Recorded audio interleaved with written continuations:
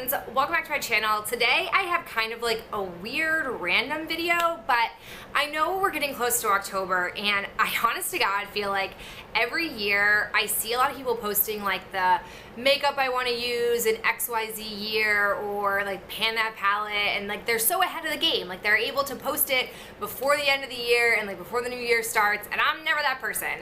So this year I really decided that I've wanted to do another pan that palette challenge. It probably won't be two, it probably won't be a face palette and a eyeshadow palette, because let's face it, I cannot go through a normal like non-cream blush palette in a year, nor do I want to try that.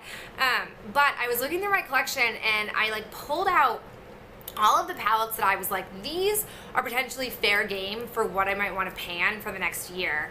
And as I was doing swatches and kind of playing with them, I eliminated some like right off the bat, and I wanted to go ahead and share them with you and just sort of talk about why you're not going to see me pan them and sort of my just general thoughts of like talking you guys through this. And then a little bit, you know, later before we get to 2018, believe it or not, once I again narrow it down, I'll probably do a second one of like why I'm also not going to pan these ones, and then I'll probably give you a final like here are the actual contenders, let me know your thoughts and what you want to see me pan, like all of that stuff.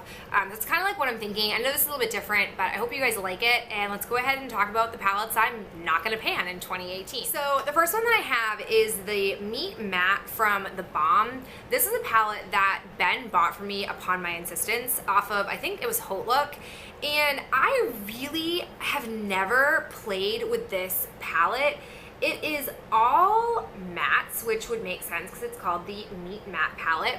And the shadows themselves are pretty tiny, so I thought, like, looking at this initially, I was like, oh, like, they're small, it seems really doable, there's like a nice variety of colors, but I am just somebody who I think this palette is only gonna work in conjunction with another palette. I don't think I could agree to XYZ number of months only having matte looks.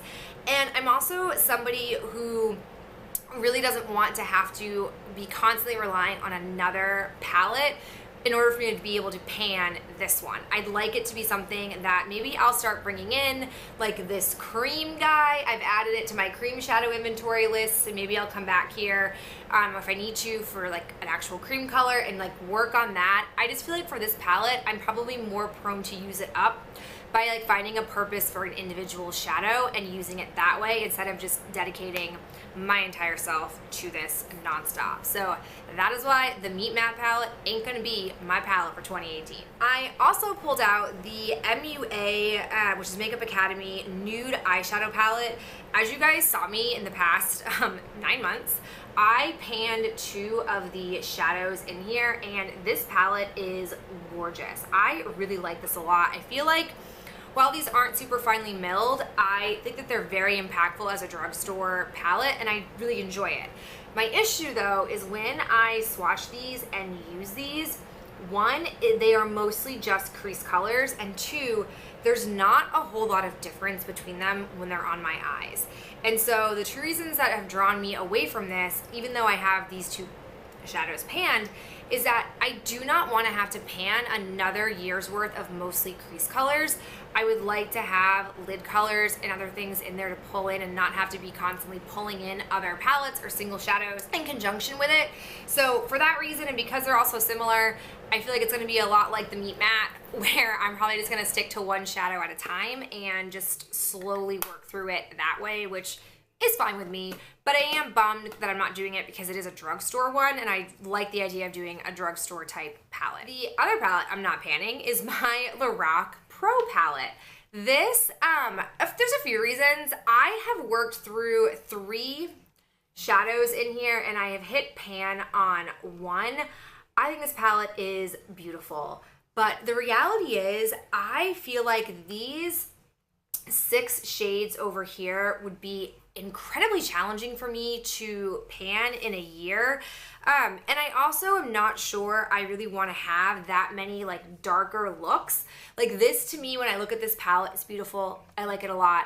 but when I look at it, I'm very intimidated by it because there are a lot of dark colors in here, and I just feel like it's gonna be hard for me to get through them all because it doesn't take a lot to produce a color on my light skin, and these are super impactful colors.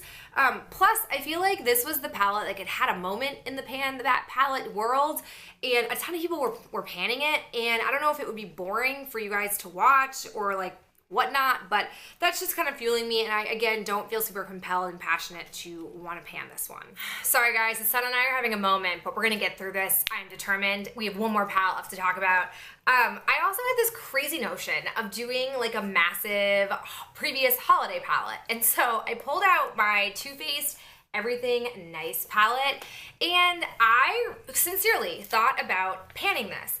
And I'm realistic, I'm no fool. I did not think I would get through all of these. My main goal was just to think about, like, could I get pan on all of them? Like, that would have been my real mission had I selected this one.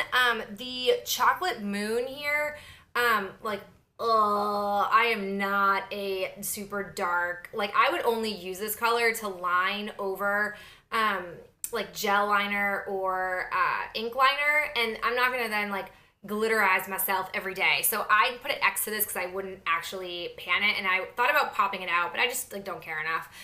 But when I swatched this, the reality was I just didn't feel like I would sincerely be able to use these on a regular basis, and that is actually like my big like qualm of this palette.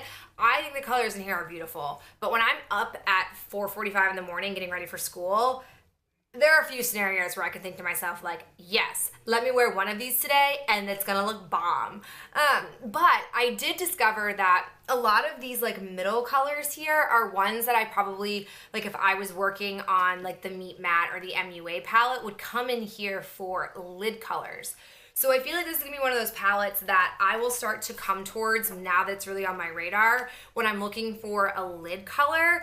But as far as like some of those really bright jewel tones, as much as I love them, I don't live the kind of life where I'm wearing them on a regular basis. So for that reason, as much as my hopes and dreams were for a Christmas palette, it's just not practical for me to be doing this one. All right, guys, I'm like glowing in some areas and like dark in other areas, so let's go ahead and wrap this up.